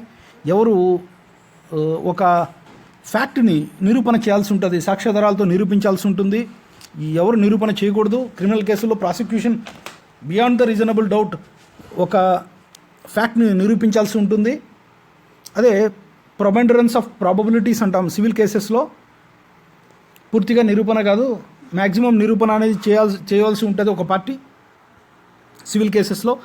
ఈ ఓనస్ ఆఫ్ ప్రూఫ్ అంటాం, ఎవరు ముందు ఎవరు తర్వాత సాక్ష్యాలను ప్రవేశపెట్టాలా అనే విషయాలు కూడా ఇందులోనే ఉంటాయి. సెక్షన్ 101 నుంచి 114 వరకు మిత్రులారా. ఇక్కడ ఎస్టోపెల్ అనేది కూడా ఎప్పుడు కోర్టు నువ్వు చెప్పింది చాలు నోరు మూయి అని చెప్పి ఎప్పుడు చెప్పొచ్చు, ఎస్టాప్ అని ఎప్పుడు చెప్పొచ్చు, స్టాప్ నువ్వు చెప్పాల్సిన అవసరం లేదు, ముందు ఒక మాట చెప్పినావు ఇంకొకసారి ఇంకొక మాట చెప్తున్నావు అని ఎప్పుడు చెప్పొచ్చు అనే విషయాలన్నీ కూడా 115 నుంచి 117 వరకు ఉన్నాయి. అంతేకాదు సెక్షన్ 56 నుంచి 58 వరకు ఉన్న ఈ 2 సెక్షన్లు, సెక్షన్ 56 ఏం చెప్తుంది, fact judicially noticeable need not be proved. Section 58 ఏం చెప్తుంది, facts admitted need not be proved అని చెప్తా ఉంది. జ్యుడిషియల్లీ నోటీసబుల్ ఫ్యాక్ట్స్ అంటే ఏమనేది సెక్షన్ 57 చెప్తా ఉంది. ఈ రకంగా ఇవన్నీ కూడా ఇవి బేసిక్ రూల్సే, ఇవి కూడా ఫాలో అవ్వాల్సి ఉంటుంది. తర్వాత కన్క్లూజివ్ ప్రూఫ్ అనే కాన్సెప్ట్ కూడా ఉంది. Proved, disproved, may presume, shall presume and conclusive proof. దీనికి సంబంధించి కూడా ఒక వీడియో తయారు చేయాలనుకున్నాను సపరేట్గా. మిత్రులారా ఒకసారి దాన్ని చూస్తే మీకు అర్థమవుతుంది. ఇక సెక్షన్ 41, 122, 113 అనే ఈ 3 సెక్షన్లు కూడా పూర్తిగా దేనికి సంబంధించినవి అంటే దీనికి సంబంధించినవే, కన్క్లూజివ్ ప్రూఫ్కి సంబంధించినవే. ఈ 3 సెక్షన్లతో పాటు సెక్షన్ 82 ఆఫ్ ఐపీసీ అనేది కూడా ఈ కన్క్లూజివ్ ప్రూఫ్కి సంబంధించినదే మిత్రులారా. సెక్షన్ 41 అనున్నది దేనికి సంబంధించినది అంటే relevancy of certain judgments in probate jurisdiction etcetera. ఇది కన్క్లూజివ్ ప్రూఫ్ అని చెప్తారు. కోర్టు ఒకసారి ప్రోబేట్కి సంబంధించి, డైవర్స్కి సంబంధించి, ఇన్సాల్వెన్సీకి సంబంధించి ఒకసారి జడ్జిమెంట్ ఇచ్చినట్లయితే అది కన్క్లూజివ్ ప్రూఫ్. ఒక వ్యక్తిని కోర్టు ఇన్సాల్వెంట్, దివాలా కోరు అని డిక్లేర్ చేసేసింది. ఆ జడ్జిమెంట్ అనేది ఇంకా మళ్ళీ ఇది నిజమా కదా, దాంట్లో ఉన్న కంటెంట్స్ ఇవన్నీ ప్రూవ్ చేయాల్సిన అవసరం ఉండదు. అది కన్క్లూజివ్ ప్రూఫ్ అంతే, అతను దివాలా కోరే పరిగణించాల్సిందే. నెక్స్ట్ ఒక కోర్టు డైవర్స్ ఇచ్చేసింది. డైవర్స్ ఇచ్చిన తర్వాత అది డైవర్సు నిజమా కాదా, ఇది ఏమైనా ఉందా, ఇది పరిగణించవచ్చా పరిగణించకూడదా, కన్క్లూజివ్గా దీన్ని కూడా ఛాలెంజ్ చేసేదానికి రిబట్టబులా అని తీసుకోవాల్సిన అవసరం లేదు. ఒకసారి డైవర్స్ కాంపిటెంట్ కోర్టు ఇచ్చేసిందంటే ఆ డైవర్స్ను కన్క్లూజివ్ ప్రూఫ్గానే తీసుకోవాల్సి ఉంటుంది. ఒకసారి వీలునామాని బట్టి ఇది కరెక్ట్ అని చెప్పి ఒక ప్రైవేట్ ఇచ్చినట్లయితే కోర్టు దాన్ని కన్క్లూజివ్ ప్రూఫ్గానే తీసుకోవాల్సి ఉంటుంది సెక్షన్ 41 ప్రకారం. అదేవిధంగా సెక్షన్ 112, 113 దేని గురించి చెప్తున్నాయంటే మిత్రులారా, birth during marriage conclusive proof of legitimacy అనేది సెక్షన్ 112 చెప్తా ఉంది. అంటే birth within 280 days from dissolution of marriage, అంటే పెళ్ళైన 280 రోజుల లోపల జన్మనిచ్చినట్లయితే అతను బయలాజికల్ ఫాదర్గా కోర్టు పరిగణిస్తుంది. కన్క్లూజివ్ ప్రూఫ్ అని సెక్షన్ 112 చెప్తా ఉంది. 113 ప్రకారం proof of cessation of territory అనేది సెక్షన్ 113 చెప్తా ఉంది. తర్వాత సెక్షన్ 82 ఐపీసీ ఉంది. సెక్షన్ 82 ఐపీసీ, ఈ సెక్షన్ 82 ఐపీసీ ప్రకారం డోలీ ఇన్కాపాక్స్, కాన్సెప్ట్ ఆఫ్ డోలీ ఇన్కాపాక్స్ అనేది సెక్షన్ 82 ఐపీసీలో ఉంది. దీని ప్రకారం ఎవరైనా 7 ఏళ్ల లోపు ఉన్న బాలుడు ఏ పని చేసినప్పటికీ అది నేరంగా పరిగణించకూడదు. అది కన్క్లూజివ్ ప్రూఫ్. అతనికి మెన్సరియా ఉంది అని నేను ఛాలెంజ్ చేస్తాను అని చెప్పడానికి లేదు, అది కన్క్లూజివ్ ప్రూఫే. ఇది మిత్రులారా. ఇక బట్టి మనకేమైనా అర్థమవుతుందంటే ఒక విట్నెస్ ఫ్యాక్ట్ ఇష్యూకి సంబంధించి కానీ, రిలవెంట్ ఫ్యాక్ట్కి సంబంధించి కానీ కోర్టుకు వచ్చి ప్రమాణం చేసి ఓరల్గా కానీ, డాక్యుమెంట్ రూపంలో కానీ, examination in chief, cross examination, re examination, అదేవిధంగా జడ్జి గారికి ఉన్న పవర్స్ని బట్టి అతను కూడా క్రాస్ ఎగ్జామినేషన్ చేయబడి అన్ని రూల్స్కి లోబడి ఒక విషయాన్ని, అంటే ఆ ఫ్యాక్ట్ని ఎగ్జిస్ట్ అయిందా నాన్ ఎగ్జిస్ట్ అయిందా అనే విషయాన్ని ప్రూవ్ చేసినట్లయితే దాన్ని మనం ఎవిడెన్స్ అంటాం. జనరల్ రూల్ ఏముందంటే ఎవిడెన్స్కి సంబంధించి జనరల్ రూల్ ఏముంటుందంటే court must admit the relevant evidence and reject the irrelevant evidence. ఇది జనరల్ రూల్. రిలవెంట్ ఎవిడెన్స్ని కోర్టు పరిగణించాలా, ఇర్రిలవెంట్ ఎవిడెన్స్ని కోర్టు పరిగణించకూడదు, దాన్ని రిజెక్ట్ చేయాలనేది జనరల్ రూల్. అలా కాకుండా కోర్టు వారు కొన్ని సాంకేతిక కారణాల లోపాల వల్ల, లేదంటే వాళ్ళకున్న పని ఒత్తిడి వల్ల కొన్నిసార్లు ఇర్రిలవెంట్ ఎవిడెన్స్ని తీసేసుకొని, లేదా రిలవెంట్ ఎవిడెన్స్ పరిగణించాల్సిన ఎవిడెన్స్ని రిజెక్ట్ చేసి ఉండొచ్చు. ఏ ఎవిడెన్స్ని అయితే తీసుకోకూడదో దాన్ని తీసుకొని ఉండొచ్చు. ఏ ఎవిడెన్స్ని అయితే తీసుకోవాల్సి ఉంటుందో దాన్ని ఎవిడెన్స్ వేసినప్పటికీ దాన్ని పరిగణించకుండా రిజెక్ట్ చేసి ఉండొచ్చు. అలాంటి సమయంలో ఈ రకంగా ఇర్రిలవెంట్ ఎవిడెన్స్ని తీసుకోవడం వల్ల లేదా రిలవెంట్ ఎవిడెన్స్ని రిజెక్ట్ చేయడం వల్ల ఒక పార్టీకి గ్రేవ్ ఇంజస్టిస్ జరిగినట్లయితే డీ నోవో ట్రయల్, మళ్ళీ కొత్త ట్రయల్ బిగిన్ చేయాలా? అలా కాకుండా ఏం గ్రేవ్ ఇంజస్టిస్ జరగలేదనుకోండి, కొత్త ట్రయల్ మళ్ళీ జరపడానికి అవసరం లేదు, దాన్నే వెళ్తే సరిపోతుంది. ఇది సెక్షన్ 167 చెప్తా ఉంది. ఇది చాప్టర్ 11, ఒకే ఒక సెక్షన్ ఉంటుంది ఈ చాప్టర్లో. మిత్రులారా, ఇది ఇండియన్ ఎవిడెన్స్ యాక్ట్ 1872 సంబంధించి ఒక ప్రాక్టికల్ అప్రోచ్, ఒక ప్రాక్టీసింగ్ అడ్వకేట్ తెలుసుకోవాల్సిన విషయం. ఇందులో ఉన్న ఒక్కొక్క పార్ట్ గురించి ఒక సపరేట్ వీడియో చేయదలుచుకున్నాను.